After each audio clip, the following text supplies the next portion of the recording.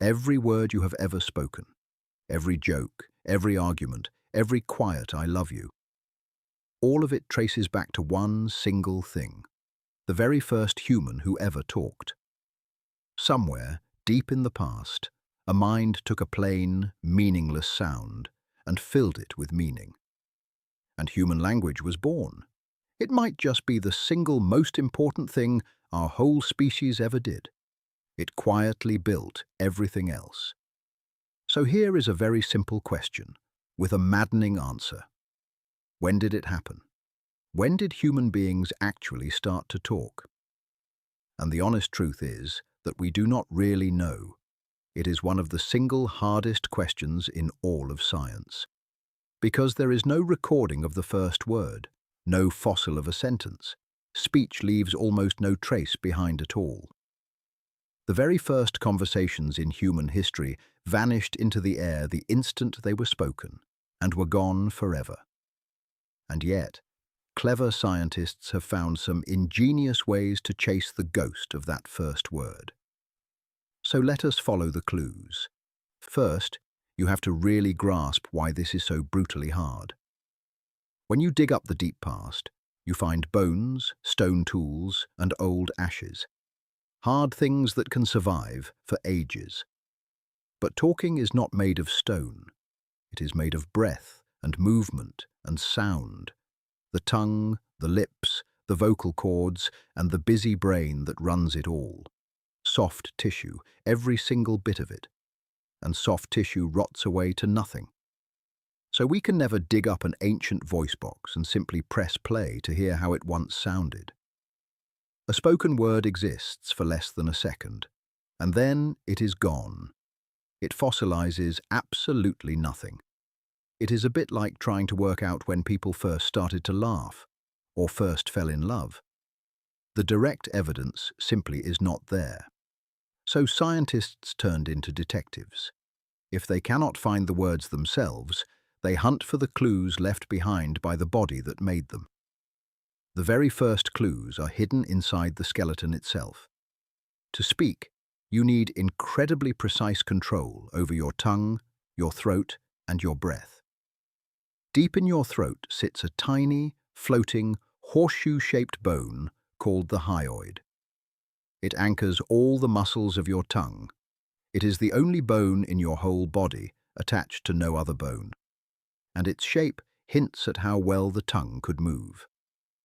When scientists finally dug up a Neanderthal hyoid bone, it looked strikingly similar to our own, which strongly suggests our heavy-browed cousins may have been physically capable of speech too. There is another strange clue. In humans, the voice box, the larynx, sits unusually low down in the throat. That low voice box lets us make a huge range of sounds. But it comes with a genuinely deadly cost. It makes us far more likely to choke on our food. Evolution kept that dangerous design anyway, and that hints that whatever it gave us, almost certainly the power of speech, was well worth the risk of dying. Even ancient ear bones from a deep cave nicknamed the Pit of Bones seem tuned to hear the exact frequencies of human speech 400,000 years ago. The next clue is not in bone at all. It is written directly into your DNA. There is one gene, and it is deeply tangled up with our ability to speak. Scientists found a family where several members carried a rare fault in this one gene, and every one of them struggled badly with speech and grammar. That made this gene famous as a kind of language gene, one of many ingredients our talking brains quietly rely on. Then came the real twist. When scientists read ancient Neanderthal DNA, they carried the very same version of this gene as us. We share that exact piece of our language machinery with a cousin who split away from us hundreds of thousands of years ago. If that gene really does matter this much for speech, then the roots of talking might run far, far deeper than anyone once believed. Maybe some form of language is not a recent human trick at all, but an ancient inheritance. But not everyone is convinced. If your very human, very talkative brain is enjoying this, Use it to hit subscribe. Curio speaks up with one of these every single day. Okay, one more kind of clue. So scientists chase one more kind of clue. Not the body this time, but behavior. Here is the logic. To truly use language, you must be able to handle abstract ideas, symbols that stand in for real things. And when people start leaving symbols behind in the real world, it strongly hints they were already using them in speech. Think of cave paintings, beads worn as jewelry, bodies buried with real care, trade between distant, separate groups. None of that really works without shared meaning, without, in some form, language. And around 100,000 years ago, this kind of symbolic behavior really starts to blossom. Lumps of ochre used like crayons, necklaces of shell, carefully arranged graves. The unmistakable fingerprints of minds that could share ideas. By the time humans were painting spectacular animals across cave walls, they were almost certainly talking all about them too. So put all the clues together, and you would think we would finally have a clear answer. Instead, we have a huge, roaring argument. On one side stand the gradualists. They believe language grew very slowly, over an enormous stretch of time. They point to the shared genes and the ancient anatomy and argue that even Neanderthals could talk, pushing speech back 500,000 years or more. On the other side stand those who believe in a sudden revolution. They argue that something changed inside the human brain surprisingly recently, perhaps only 50 to 100,000 years ago. A sudden cognitive spark that switched on full, modern language and lit the great explosion of art and invention that came after.